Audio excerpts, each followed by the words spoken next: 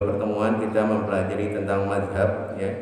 Insya Allah Ta'ala sekarang kita akan mempelajari mazhab kita sendiri, ya. Mempelajari mazhab kita sendiri, pendiri mazhab kita yaitu Al-Imam Asy-Syafi'i rahimahullah Ta'ala, ya. Nanti insya Allah mulai pekan depan kita langsung bahas kitabnya, yaitu kitab, kalau di kalangan pesantren disebut kitab takrib, ya. Tapi kalau kita di situ disebut Fathul Qorib, ya. Ini adalah syarah dari matan Abu Suja, insyaallah taala, dan bapak-bapak di sini akan mendapatkan terjemahnya yang dengan berbahasa Indonesia. Jadi ada bahasa Arab, kemudian lughah, ya, kitab, yaitu para pakai bahasa santri. Kemudian juga ada terjemah bahasa Indonesia, ada 3 bahasa insyaallah taala. Insyaallah nanti hari Ahad kita akan mulai mengkaji kitab Fathul Qorib Mujib, atau kita kenal di kalangan pesantren namanya kitab takrib, ya. Kitab takrib itu kitab fikih mazhab Imam Syafi'i, ya. Jadi kemarin kita belajar pentingnya mazhab, ya.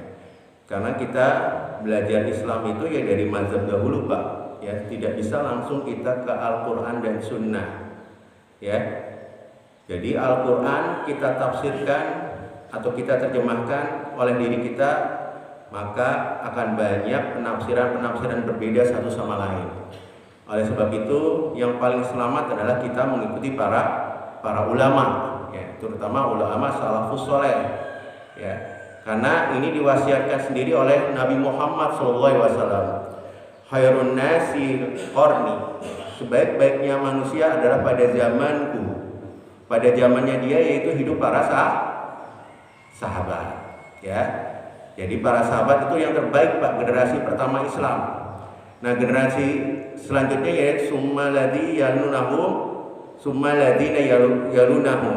Kemudian setelahnya, yaitu setelah para sahabat, dan setelah para sahabat disebut dengan tabi'in, dan setelah tabi'in namanya tabi'ut tabi'in. Jadi 3 generasi awal adalah 3 generasi terbaik, dan kita disuruh oleh Rasulullah mengikuti 3 generasi terbaik ini. Nah, Imam Syafi'i, imam kita, termasuk generasi yang ketiga, Pak, tabi'ut tabi'in, ya.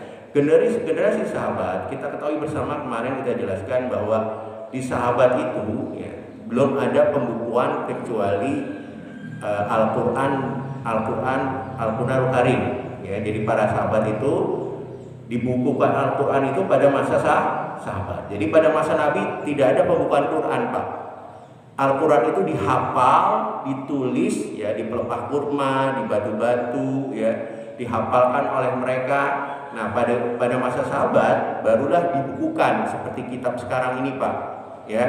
Jadi zaman Rasul tidak ada Al-Quran yang dibukukan. Nah, kemudian hadis. Nah, hadis itu tidak dibukukan pada zaman sahabat, ya. Hadis tidak dibukukan pada zaman sahabat, tetapi pada zaman tabi'in. Misalnya kita sebut kemarin, ya, Imam Malik, guru dari Imam Syafi'i, membuat kitab yang terkenal namanya kitab Al-Muwatta. Itu kitab hadis, Pak. Kemudian juga Imam Abu Hanifah di Kufah juga membuat kitab hadis. Nah, mulailah kitab hadis itu dibukukan, ya, setelah pada masa tabi'in dan tabi'ut tabi'in, ya. Jadi kita nggak bisa kembali kepada Al-Quran dan Sunnah, yaitu hadis, kecuali juga melalui pemahaman mereka, pemahaman para sahabat, tabi'ut tabi'in, ya, tabi'in dan para tabi'ut tabi'in. Jadi nggak bisa kita ngamalin langsung dari hadis Rasulullah SAW. Jadi kita baca matan nih, Pak, kita terjemahkan, kita sampaikan kepada orang lain, kalau bisa salah kaprah, Pak. Harus ada penafsiran para ulama. Nah, itu makanya kitab itu ada syarahnya. Makanya penting pengajar kitab itu memakai kitab-kitab asli, Pak, ya, memakai kitab-kitab asli yang berbahasa Arab, ya, supaya jangan salah dalam menafsirkan. Ya, makanya ini diajarkan di kalangan pesantren. Oke, kita kembali ke